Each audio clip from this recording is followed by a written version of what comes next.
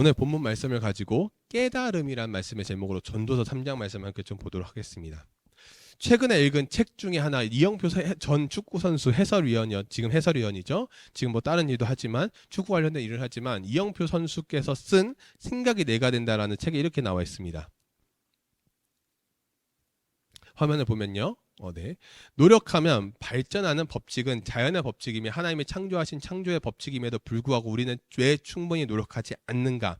이 질문은 우리 모두의 질문인 동시에 어쩌면 우리가 반드시 대답해야 할 질문인지도 모른다. 노력이라는 것이 여러분 무엇일까요? 노력은 하면 할수록 내가 하는 일에 자신감이 붙고 힘든 점을 이겨낼 수 있는 희망을 가지게 되죠. 그렇기에 노력하면 발전할 수 있는 법칙은 너무나도 당연하다는 거예요. 자, 그러면서 이어서 보면 어떻게 나와 있냐? 최선은 곧 쉬지 않고 일하시는 하나님의 성품이기도 하다. 최선을 다하게 되면 곧 이러한 의심은 사라지고 내부에서부터 흘러나오는 지속적인 기쁨과 만족감을 느끼게 될 뿐 아니라 발전하는 자신의 모습 속에서 오히려 미래에 대한 확신을 갖게 된다. 누군가 마음속에 만약 열심히 했는데 충분히 발전하지 못하면 어떡하지라고 하는 생각이 의심이 든다면 내가 아직 최선을 다하지 않고 있구나라고 생각해도 좋다.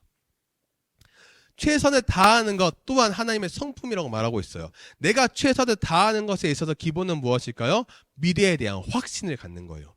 그렇게 난 열심히 했는데도 결과가 좋지 않다면 최선을 다하지 않고 있구나라는 것도 생각하라는 거예요. 이영표 해설위원이 이영표 선수 시절 초등학교부터 어릴 적부터 어떻게 운동을 했냐면은 남들의 팔굽혀펴기를 10개를 하면 본인 11개를 했어요. 그리고 윗몸 킬을 30개 시키면 31개를 했어요. 그렇게 하나씩 더 하는 노력을 했으면서 나아갔다는 거예요. 누가 시킨 게 아니었어요. 본인이 그렇게부터 하고 나니 그게 쌓이고 쌓였다는 거예요.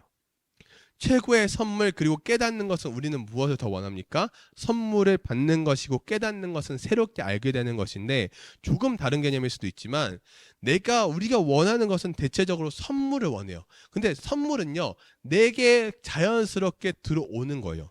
하지만 나에게 깨달음이 있다는 것은 그것이 나의 성장과 발전을 하고 있다는 증거죠. 11절 본문 말씀을 보니까 이렇게 나와 있어요. 하나님이 모든 것을 지으시되 때를 따라 아름답게 하셨고 또 사람들에게 영원을 사모하는 마음을 주셨느니라. 그러나 하나님이 하시는 일의 시종을 사람으로 측량할 수 없게 하셨도다. 하나님께서 모든 것을 언제 지으셨다고요? 때를 따라 아름답게요. 그리고 사람들에게 영원, 즉 과거와 미래를 생각할 수 있는 마음을 선물로 주셨다는 거죠. 우리의 모습은 근데 어떠합니까? 하나님이 하시는 일을 처음부터 끝까지 이해하지 못하는 것이죠. 왜 이해하지 못할까요? 딱 정답은 하나입니다. 하나님에 대한 지식이 없기 때문이에요. 내 스스로 잘났다고 생각하는 경우는 많지만 하나님으로부터 참 지식을 얻지 않고 우리 자신을 바로 알 수 있는 길은 어디에도 없습니다. 오직 하나님의 섭리의 손으로 이끄심을 받은 자만이 하나님을 알고 나아가 자기 자신의 삶을 알게 된다는 것이죠. 그러면서 11절에 보니까 우리는 어떠한 것을 깨달아야 되냐? 11절 그 뒤에 12절에 보니까 사람들이 사는 동안에 기뻐하며 선을 행하는 것보다 더 나은 것이 없는 줄을 내가 알았고, 사람이 사는 동안에 기뻐하고 선을 행하는 것만큼 나은 것이 없다는 것은요, 다른 무언가를 하는 것이 인간의 도리이지만 그보다 더 기본적인 것은 기뻐한다는 것이 바로 선을 행하는 것이죠. 13절에 보니까 이렇게 나와 있어요. 사람마다 먹고 마시는 것과 수고함으로 낙을 누리는 그것이 하나님의 선물인 줄로 또한 알아도다. 먹고 마시는 것, 수고하는 모든 일에 만족을 느끼는 것이 모두 하나님의 선물이죠. 자, 이어서 시편 4편 8절에 보니까 이렇게 나와 있어요. 내가 평안히 눕고 자기도 하리니 나를 안전히 살게 하시는 이는 오직 여호와이시니라. 하나님께서 주시는 선물이 무엇입니까? 내가 생각하기에 하나님의 선물은 뭐 대단하고 엄청 크고 놀라울 수도 있겠지만 내게 중요한 것은 내가 평안히 눕고 잘 수 있는 것, 먹고 마실 수 있는 것, 수고할 수 있는 그 기쁨들이 있다는 거예요. 여러분이 손발가락이 잘 움직이고 눈이 잘 떠지고 머리를 돌리면서 생각할 수가 있고 몸을 움직일 수가 있는 것 얼마나 감사합니까?